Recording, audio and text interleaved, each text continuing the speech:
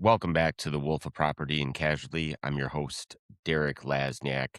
15 years of commercial broking experience in the middle market, upper middle market, and national account space. Kicking off another episode of Commissions to Convictions. And again, this is a series within the podcast focused on my personal experience and what I've learned over the course of a 15-year career that led me to the pinnacle of success, a huge book of business, accolades that I never thought I could achieve, but also challenges with substance abuse, challenges with law enforcement, challenges in my own personal insecurities. And ultimately, those things led me to having to spend 3 months in jail. And that time changed my life and allowed me to reflect upon just this entire ride. And I have the privilege today to share that story with everybody. And a lot of what I talk about in my podcast is technical property and casualty stuff because that's what I love and that's how I sold. And that's what made me who I was. But in this segment, I think about things and concepts that maybe don't get talked about,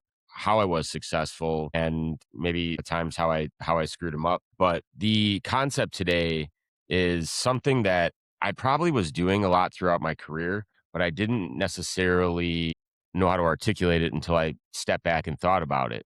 And it's about how you go about doing things in order to be successful. And it can feel very crowded, in my opinion, when you're at a competitive sales organization or an insurance brokerage. You're jockeying for position and you're trying to prove your worth in terms of sales. And I think a concept that resonates with me is this: being able to do something that others can't do, physically can't do, or mentally not capable of doing.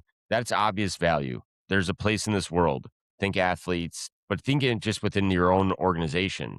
There are some people who are just gifted and skilled in ways that they can do things that others can't do. And that's obvious value. And there's not anything you can do to change that. However, being willing and able to do something that others won't do, that can make your entire career. That can make your entire career. Not only that, it can make you extremely successful. When I unfortunately spent 3 months in county jail in Rock County, I immediately was able to get a job as what they call a trustee. And a trustee gets, better accommodations, if I can use that term. And you're earning the ability to go home to your family sooner.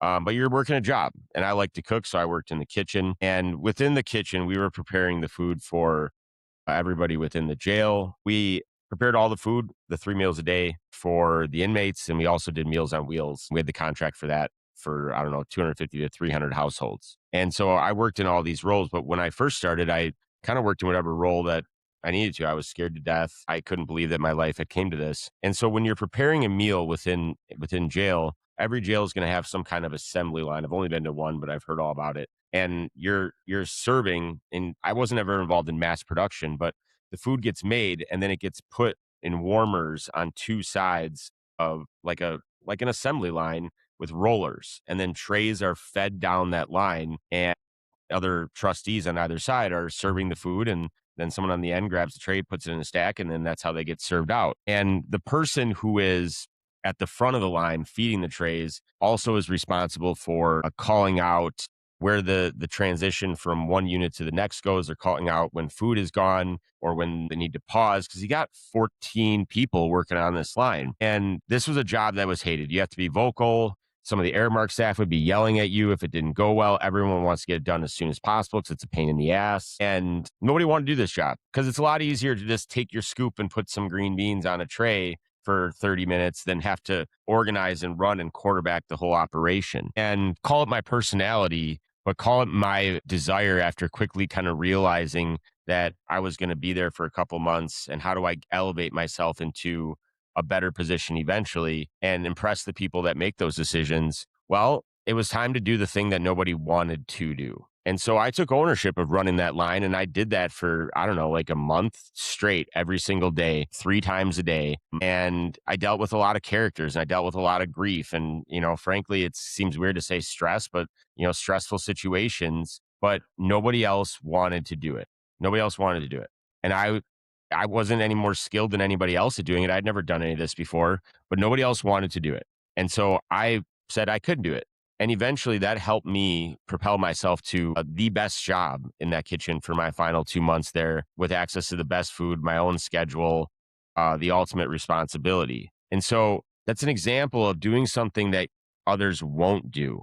I thought about my career as well when I wrote this down. And I thought about my career in property and casualty sales at the brokerage I worked at. And one of the things that I wish I had access to, but it's not technically my property, stays with the firm I used to work at, is I had a file on our internal server of all of these documents. And it's really easy when you work for a big insurance brokerage to pass on what they give you. Here's the proposal in our special format that your account manager puts together, and go deliver that to the client. And here's our marketing slick. Here's our regurgitation of the CIAB quarterly report. Here's our talking points. Here's our at a glance worksheet.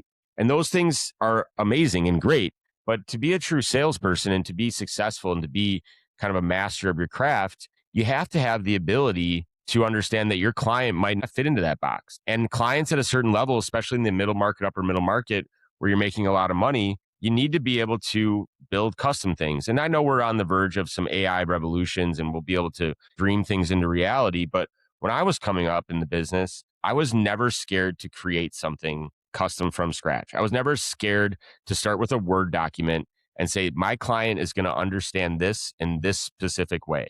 And it needs to be laid out in this way, and build it. And Ernest Hemingway said, you always write drunk and you edit sober. I was never scared to put the best of my ability, what I wanted to say on the page. I wasn't worried about legal. I wasn't worried about marketing. We are practitioners of insurance, the same way doctors practice medicine and lawyers practice law. There is an assumption that your opinion and how you think things work and why you buy E&O is so you can deliver that. And the clients that do business with you expect you to do that. And so I was never scared to put things on a piece of paper outside of the buck, or I was never felt like I was contained by what the template said. And I left behind, hopefully to a lot of the help of the young producers at the firm I used to work at, a treasure trove of custom documents. And those documents can be quickly modified. They can generate inspiration for you. And it was something that I went back to all the time. And I think of one example of particular. I was on the verge of launching a program that ended up being a huge program for health insurance companies around the country where we sold them custom products. But in order to get to entice the clients, this group, we had to deliver them a one-page document that was easy to read that said, do cyber liability within our new program for these reasons. And we did some things that were outlandish at the time. This was maybe like 2017, 16. We built this page that was really unique with terms and conditions. We promised 15% off their premium, which we had in writing. But we also did something really unique. We knew our coverage was incrementally better than the coverage, but how do we capture that our coverage is better in a single metric? And so we developed this completely, out of nowhere. We developed a percentage that we said that your coverage was going to increase in terms of quality. And we put in the bottom in tiny print, this is how we came to it, various increases in limits and things like that. But we were able to put together a number that said your coverage is not only going to cost 15% less, but we'll go so far as to say it's going to get 27% better.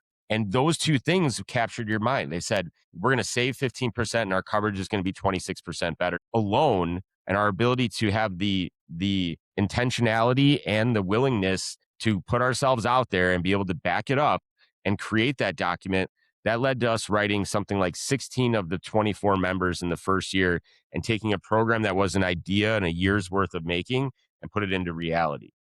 And that grew to something like $10, $12 million in total premium by the time I resigned. And so these two examples are meant to demonstrate, from my perspective, you don't have to have a skill that can't be unmatched.